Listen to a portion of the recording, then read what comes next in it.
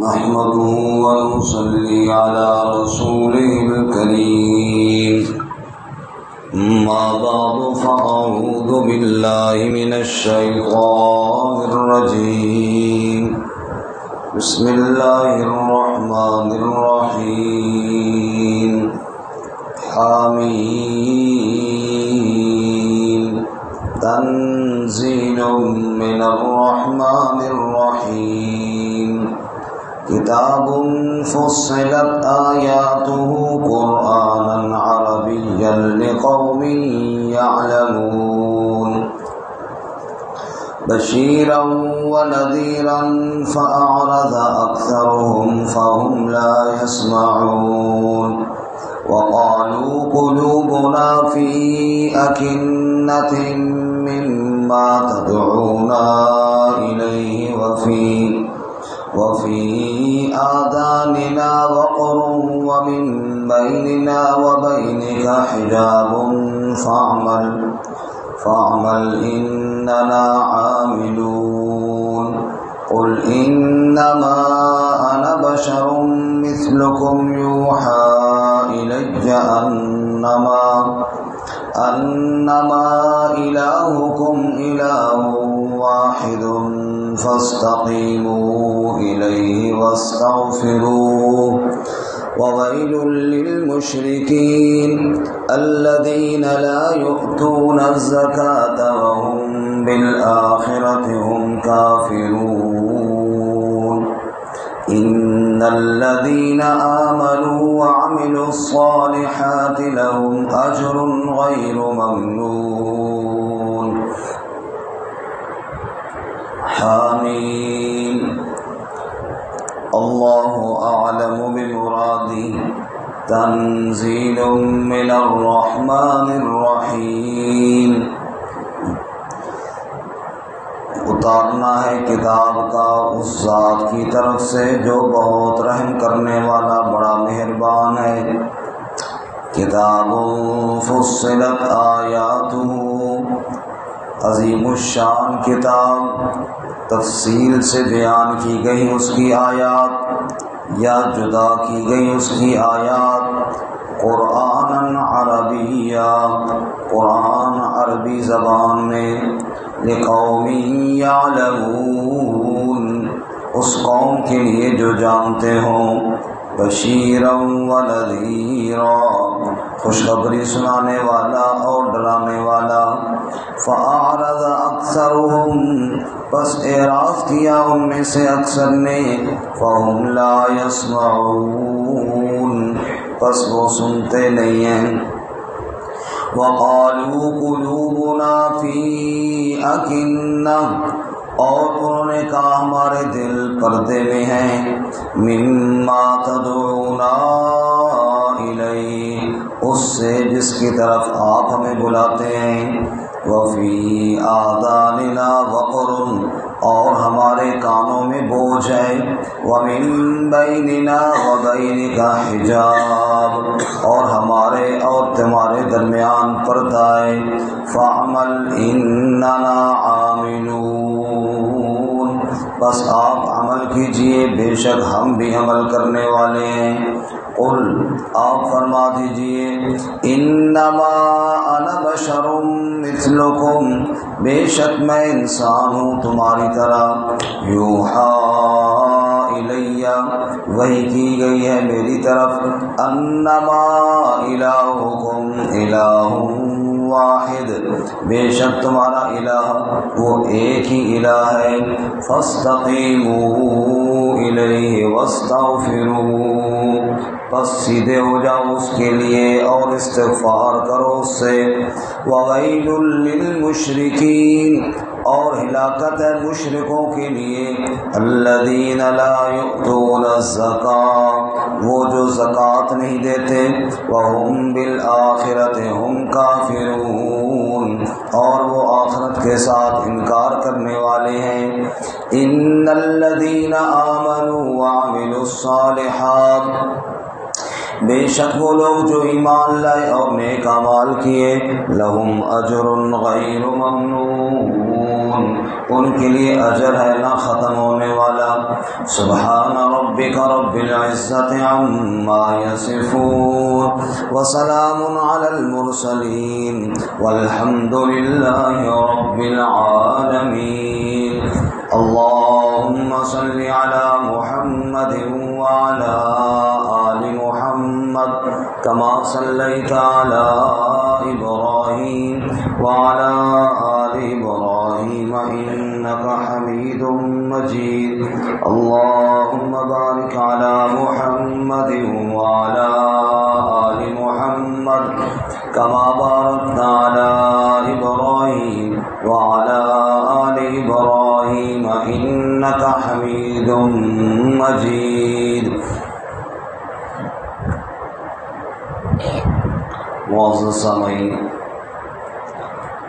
سورہ حامیم السجدہ کی ابتدائی 8 آیات تلاوت کی ہیں۔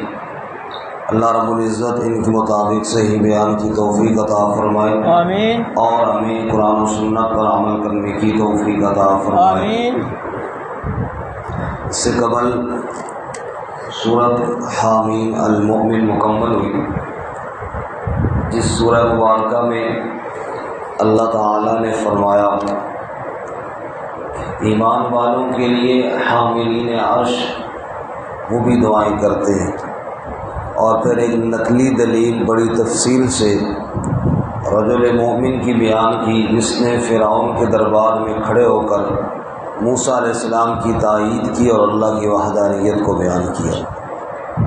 اب سورہ حامیم السجدہ ہے، اس میں قرآن مجید کی صداقت کا بیان ہے اور نہ ماننے والوں کو ڈرایا گیا ہے۔ اسی طرح بتایا کہ کفار ان کی کوشش ہے کہ لوگ اللہ کی کتاب کے قریب نہ آئیں، اور وہ منع کرتے ہیں کہ لا تسمعوا لہذا القرآن، اس قرآن کو سنو ہی نہیں اور شور ڈالو تاکہ قرآن کی دعوت دب جائے۔ رب نے فرمایا یہ وہ کتاب ہے جن راہوں سے ہو کر آئی ہے، ان راہوں پر بھی اللہ تعالیٰ نے پہرے لگا دیے تھے۔ بہرحال قرآن مجید کی صداقت کو بیان کیا گیا ہے آج کے ابتدائی سبق میں۔ مشرکین مکہ نے ایک دفعہ مشورہ کیا کہ کوئی بندہ جائے اور محمد صلی اللہ علیہ وسلم کی بات سنے، آپ کو بات سمجھائے۔ بندہ وہ ہو ذرا جو بات صحیح تیز کر سکتا ہو۔ چنانچہ انہوں نے عتبہ کو، جو ایک مشرک تھا بڑا مشہور مکہ کا، اس کو مقرر کیا کہ تم جاؤ اور نبی صلی اللہ علیہ وسلم سے بات کرو۔ چنانچہ عتبہ حضور اقدس صلی اللہ علیہ وسلم کے پاس آیا، آ کر اس نے کہا اے محمد صلی اللہ علیہ وسلم، یہ بتاؤ کہ آپ بہتر ہیں یا آپ کے باپ عبداللہ بہتر تھے، یا آپ کے دادا عبد المطلب بہتر تھے، یا پردادا فلاں بہتر تھے۔ یعنی اس کے کہنے کا مطلب یہ تھا کہ ان سب کا دین غلط ہے اور آپ نیا دین لے کر آئے ہو، آپ خاموش رہے۔ پھر اس نے کہا دیکھو اگر آپ کو کوئی بیماری ہے تو ہم آپ کا علاج کرواتے ہیں، اور اگر آپ کو مال چاہیے تو ہم وہ دیتے ہیں، جو ہی مشہور اکثر باتیں وہ کرتے رہتے تھے۔ آپ کسی سے نکاح کرنا چاہتے ہو، کسی عورت کے عشق میں مبتلا ہو نعوذ باللہ، تو ہم اس کا حل بھی کر دیتے ہیں۔ کیوں تم نے یہ جدائی ڈالی ہے، کیوں تم نے اختلاف کیا ہے؟ وہ ساری باتیں کرتا رہا اور آپ صلی اللہ علیہ وسلم خاموشی سے سنتے رہے۔ پھر آپ صلی اللہ علیہ وسلم نے ارشاد فرمایا کہ ابو الولید، اس کا لقب تھا عتبہ کا، ابو الولید تو نے جو کہنا تھا وہ کہہ لیا، اب میری بات ذرا سن۔ پھر آپ نے ابتدائی یہ آیتیں پڑھی، فرمایا حامیم تنزیل من الرحمن الرحیم۔ ارے نادانو، کن باتوں میں پڑے ہوئی ہو، کیا کہنا چاہتے ہو؟ میں جو تمہیں سنا رہا ہوں یہ تو انسان کا کلام نہیں، تنزیل من الرحمن الرحیم، اس کا نازل کرنے والا تو وہ ہے جس کو رحمان اور رحیم کہتے ہیں، اور وہ کون ہے؟ اللہ۔ یہ تو رحمان اور رحیم کا کلام ہے، یہ تو رب العالمین کا کلام ہے۔ کتاب فصلت آیاتہ، یہ وہ عظیم الشان کتاب ہے جس کی آیتیں بڑی کھول کھول کر جدا جدا کر کے تفصیل سے بیان کر دی گئی ہیں۔ قرآن عربیا لقوم یعلمون، یہ قرآن عربی کتاب ہے، یہ عربی زبان میں ہے اس قوم کے لیے جو جانتے ہوں، جو سمجھے کہ یہ رب کا کلام ہے، ان کے لیے ہدایت کا سامان بن کر میرا قرآن رب کا کلام آیا ہے۔ قرآن کا معنی بار بار پڑھی جانے والی کتاب، وہ کتاب جس کو بار بار پڑھا جائے، فرشتوں کی زبان پر ہو، انسانوں کی زبان پر ہو، سب سے زیادہ پڑھی جانے والی کتاب قرآن مجید ہے۔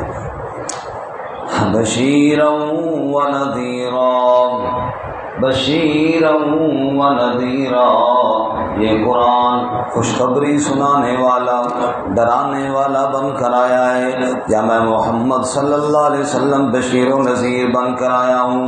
فأعرض أكثرهم فهم لا يسمعون، اکثر لوگوں نے اعراض کر لیا، منہ موڑ لیا۔ فهم لا يسمعون، بس وہ سنتے ہی نہیں ہیں، اللہ کی آیات کی طرف دھیان ہی نہیں، سننے کے لیے تیار نہیں، حالانکہ یہ کلام رب العالمین کا کلام ہے۔ وہ کیسے سنیں؟ وہ تو کہتے ہیں وَقَالُوا قُلُوبُنَا فِي أَكِنَّةٍ، کہتے ہیں ہمارے دل تو پردے میں ہے، مِمَّا تَدْعُونَا إِلَيْهِ، جس سے آپ ہمیں بلاتے ہیں، جس طرف آپ ہمیں بلاتے ہیں اس طرف ہمارے دل نہیں جاتے، بیچ میں پردے آئے ہیں، ہم نہیں سننا چاہتے، قرآن کی آیتیں ہمارے دلوں کے اندر نہیں جاتی۔ وَفِي آذَانِنَا وَقْرٌ، ہمارے کانوں میں بوجھ ہے، ہمارے کان قرآن سننے کے لیے تیار نہیں ہیں۔ وَمِن بَيْنِنَا وَبَيْنِكَ حِجَابٌ، اور وہ کہتے ہیں ہمارے اور تمہارے درمیان پردہ ہے۔ محمد صلی اللہ علیہ وسلم تیری بات تو ہمیں سمجھ میں نہیں آتی، نعوذ باللہ کوئی شاعر کہتا ہے، کوئی مجنون کہتا ہے، اور کہتے ہیں فَعْمَلْ إِنَّنَا عَامِلُونَ، بس تم عمل کرو، ہم بھی عمل کرنے والے ہیں، ہم باپ دادا کے دین کو نہیں چھوڑ سکتے، محمد تیری دعوت کو ہم ماننے کے لیے تیار نہیں، نعوذ باللہ۔ اے محمد تو ہماری برادری کا ہے، تیرے اوپر وحی آ گئی، ہمارے اوپر کیوں نہیں آئی؟ نہیں مانتے ہم تیری بات کو۔ قل، جواب دے میرے محبوب صلی اللہ، انما انا بشر مثلکم، بے شک میں انسان ہوں تم جیسا، اس میں تو کوئی شک نہیں، میں عبداللہ کا بیٹا ہوں، آمنہ کے بطن سے پیدا ہوا ہوں، قریشی خاندان میں سے ہوں، عرب کا ایک فرد ہوں، اس میں تو کوئی شک نہیں، جیسے تم کھاتے پیتے ہو میں بھی کھاتا پیتا ہوں، لیکن فرق اتنا ہے یوحا الیہ، میری طرف وحی کی گئی ہے، تمہاری طرف وحی کوئی نہیں آتی، مجھے اللہ نے اپنا رسول بنایا ہے، تمہیں اللہ نے رسول نہیں بنایا۔ میرے رب نے میری طرف یہ وحی کی ہے، انما الہکم الہ واحد، بے شک تمہارا معبود ایک ہی معبود ہے، وہ وحدہ لا شریک ہے، یہ میرا پیغام نہیں، میرے رب کا پیغام ہے۔ فاستقیموا الیہ، سیدھے ہو جاؤ اس پیغام کے لیے، سیدھے سیدھے مان لو اللہ کی بات کو۔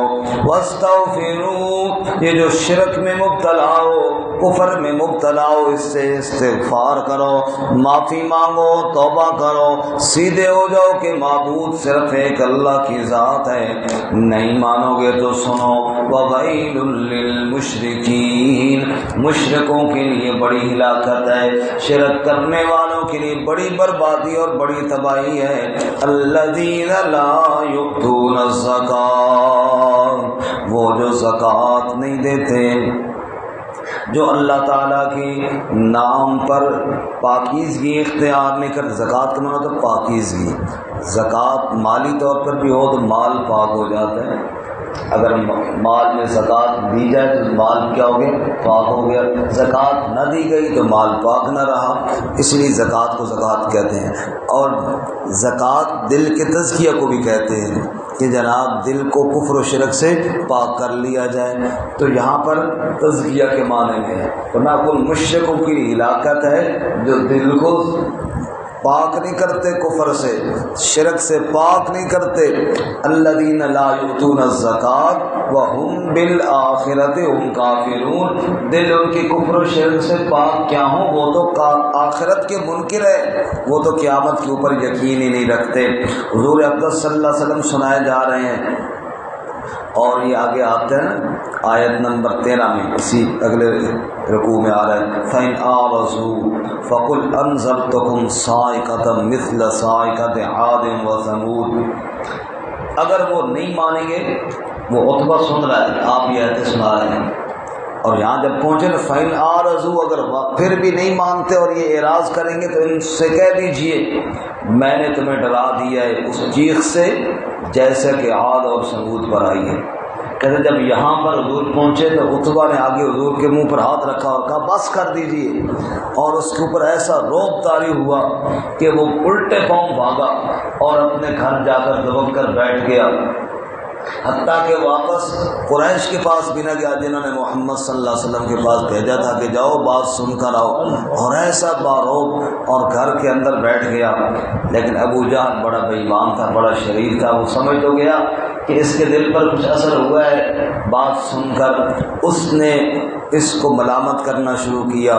تو عتبہ نے اس سے کہا اللہ کی قسم میں نے شاعروں کے کلام بھی سنے ہیں، میں نے جادوگروں کے کلام بھی سنے ہیں، میں نے بڑے بڑے لوگوں کی باتیں سنی ہیں، محمد صلی اللہ علیہ وسلم جو سنا رہا ہے واللہ یہ نہ شاعر ہے، نہ شعر ہے، نہ جادو ہے، بلکہ یہ ایسی بات ہے جو دلوں کی تاروں کو چھیڑنے والی بات ہے، یہ ایسی بات ہے جو دردناک عذاب سے ڈرانے والی بات ہے۔ اگر محمد صلی اللہ علیہ وسلم کی بات تم نہیں مانتے تو عتبہ نے کہا سن لو، ایک وقت آنے والا ہے کہ یہ بات پھیل جائے گی، یہ بات چھا جائے گی، اور پھر اس بات کو کوئی روکنے والا نہیں ہوگا۔ ابو جہل نے کہا محمد نے کوئی لالچ دیا ہے نعوذ باللہ، اور آپ صلی اللہ علیہ وسلم نے کوئی عتبہ کو ڈرایا دھمکایا ہے، اس پہ اثر ہو گیا ہے۔ اور ابو جہل اتنا شریر تھا، اس نے کہا شاید عتبہ کو کوئی لالچ دی ہے، چلو یار ہم پیسے اکٹھے کرتے ہیں اور ہم اس کو دے دیتے ہیں۔ اس طرح کی باتیں کر کر کے اسے پھر کفر کے اوپر تیار کر لیا، حالانکہ اس کے دل کے اندر یہ بات آ گئی تھی کہ محمد صلی اللہ علیہ وسلم نے جو باتیں کی ہیں، آپ نے جو کلام پیش کیا ہے، یہ کسی انسان کا کلام نہیں، یہ کس کا کلام ہے؟ لیکن پھر جب وہ انسان ضد میں آ جائے یا ماحول میں آ جائے، بس پھر وہ بھی ضد پہ آ گیا، وہ بدبخت ایمان قبول نہ کر سکا۔ لیکن قرآن مجید نے اس کے دل پر اثر ضرور کیا، قرآن کریم نے اس کے دل کو ہلایا ضرور ہے، وہ واقعی اس کے دل میں یہ بات اتری ضرور ہے کہ یہ کسی انسان کا کلام نہیں، یہ رب العالمین کا کلام ہے۔ بہرحال فرمایا وَوَيْلٌ لِّلْمُشْرِكِينَ، مشرکوں کے لیے ہلاکت ہے، بربادی ہے۔ الَّذِينَ لَا يُؤْتُونَ الزَّكَاةَ، جو زکوٰۃ نہیں دیتے، وَهُمْ بِالْآخِرَةِ هُمْ كَافِرُونَ، اور آخرت کے وہ منکر ہیں۔ ان الذین آمنوا، بے شک وہ لوگ جو ایمان لائے، وعملوا الصالحات، اور نیک اعمال کیے، لہم اجر غیر ممنون، ان کے لیے اجر ہے غیر ممنون، نہ ختم ہونے والا اجر ہے۔ اللہ ہم سب کو قرآن و سنت پر یقین نصیب فرمائے۔